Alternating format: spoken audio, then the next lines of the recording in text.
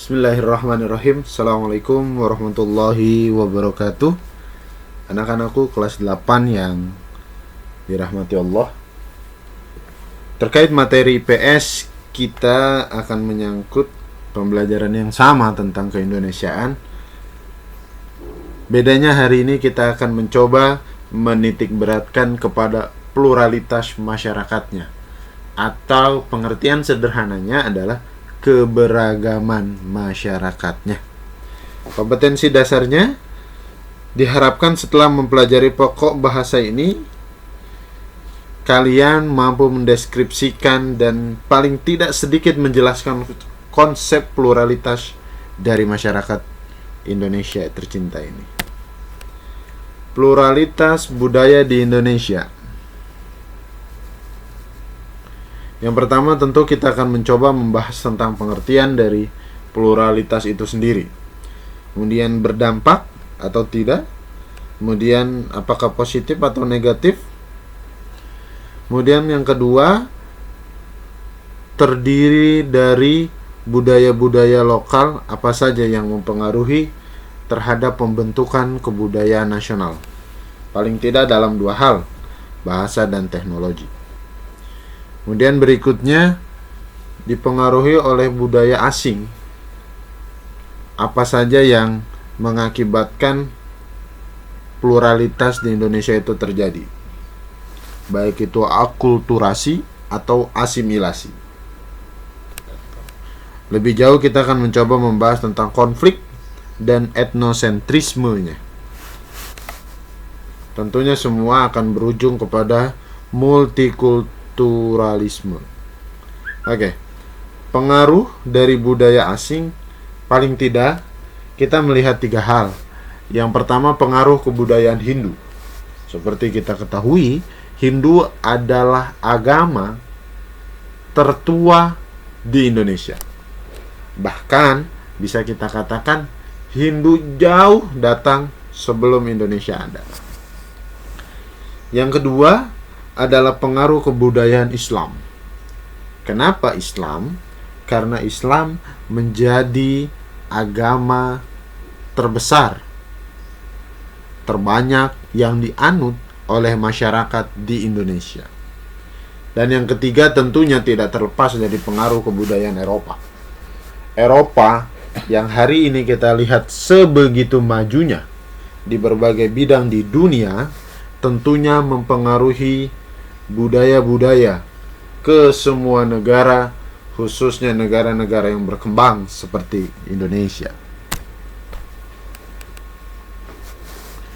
Kuncoro Ningrat mengatakan, dua macam tradisi kebudayaan atau lebih yang membagi masyarakat ke dalam golongan sosial yang berbeda.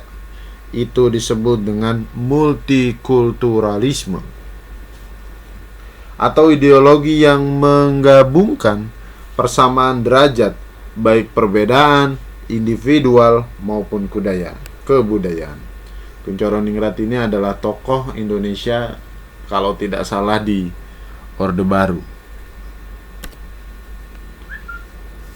Kebudayaan lokal adalah kebudayaan yang dimiliki masyarakat-masyarakat lokal di dalam negara Indonesia. Sedang masyarakat lokal adalah masyarakat yang mendiami suatu wilayah dengan batas-batas geografis, gunung, laut, sungai, lembah, hutan, selat, dan lain-lain.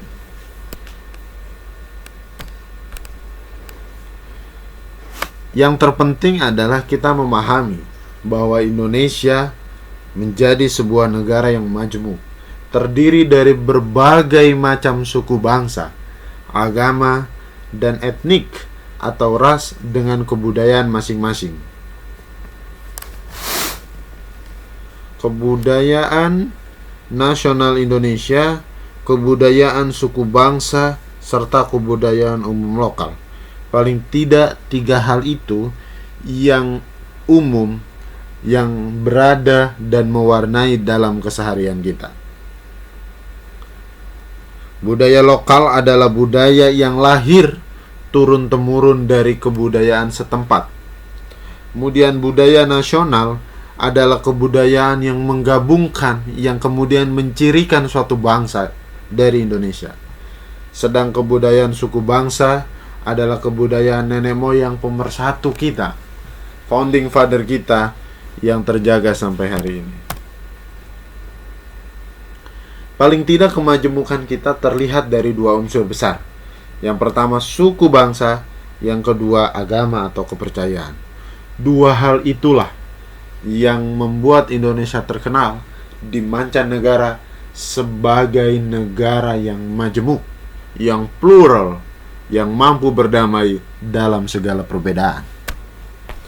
Menurut M.A. Jaspan, masyarakat Indonesia terdiri dari 366 suku bangsa yang didasarkan atas bahasa, daerah, kebudayaan, serta susunan masyarakat.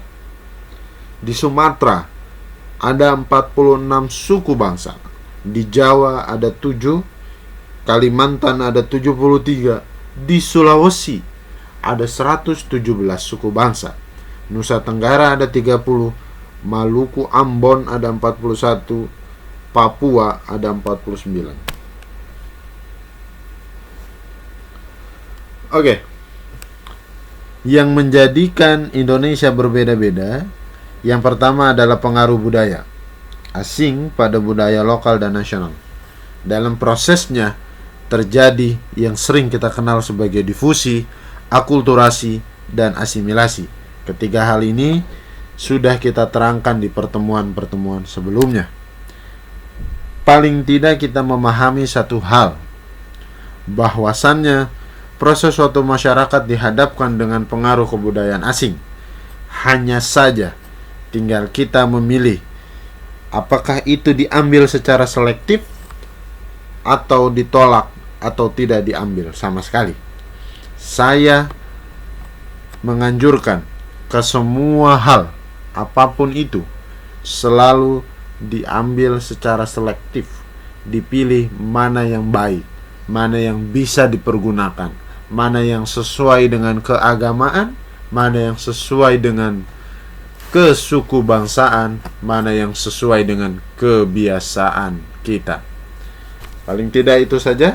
Kurang lebih mohon maaf. Billahi taufiq wal hidayah. Wassalamualaikum warahmatullahi wabarakatuh.